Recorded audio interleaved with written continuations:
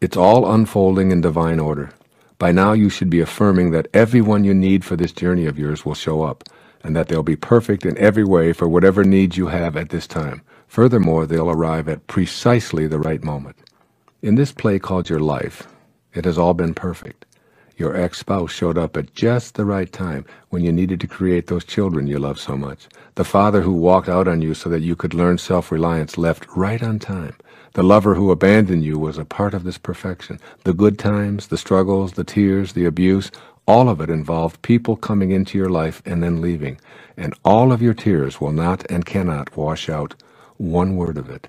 This is your past, and whatever your energy level at that time, whatever your needs, whatever your station in life, you attracted the right people and events to you.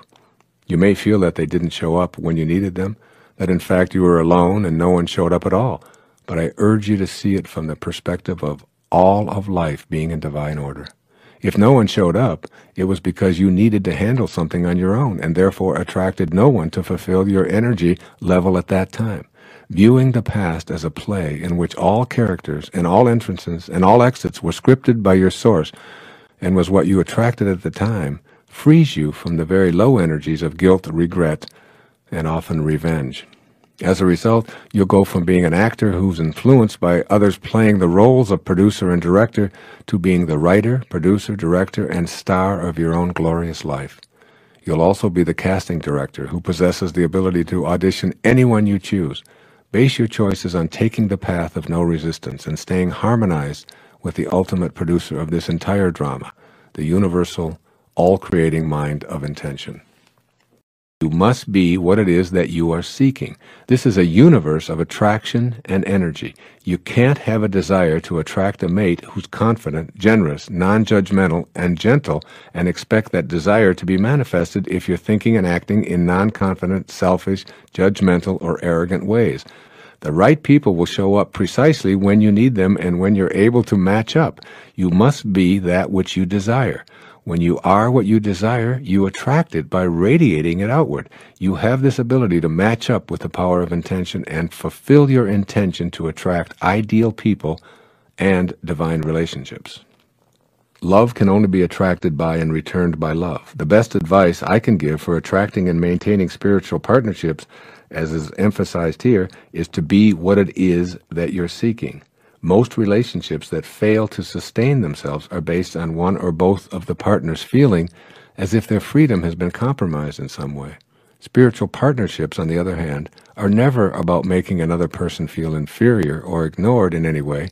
The term spiritual partnership simply means that the energy that holds the two of you together is in close harmony with the source energy of intention that I've described earlier. You've already connected to those you want in your life, so act like it. Mystically speaking, there's no difference between you and another person. A weird concept, perhaps, but nevertheless valid. This explains why you can't hurt another person without hurting yourself, nor can you help another person without helping yourself. You share the same source energy with everyone, and consequently you must begin to think and act in a way that reflects your awareness of this principle. When you feel the need to have the right person show up, begin to change your inner dialogue to reflect this awareness. Rather than saying, I wish this person would show up because I need to get out of this rut, activate a thought instead that reflects your connection, such as, I know the right person will be arriving in divine order at precisely the perfect time. You are love. You emanated from pure love. You're connected to this source of love at all times. Think this way, feel this way, and you'll soon act this way. And all that you think, feel, and do will be reciprocated in exactly the same fashion. Believe it or not, this principle of the right person showing up has been in place forever. It's only your ego that keeps you from seeing it clearly. A few words here about patience. There's a wonderfully paradoxical line in A Course in Miracles. It says, infinite patience produces immediate results. To be infinitely patient means to have an absolute knowing within you that you're in vibrational harmony with the all-creating force that intended you here. You are, in fact, a co-creator of your life. You know that the right people will show up on divinely ordained schedule.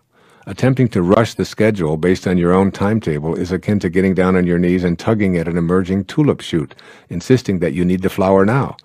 Creation reveals its secrets by and by, not according to your agenda. The immediate results that you'll receive from your infinite patience is a deep sense of peace. You'll feel the love of the creation process, you'll stop making incessant demands, and you'll start being on the lookout for exactly the right person.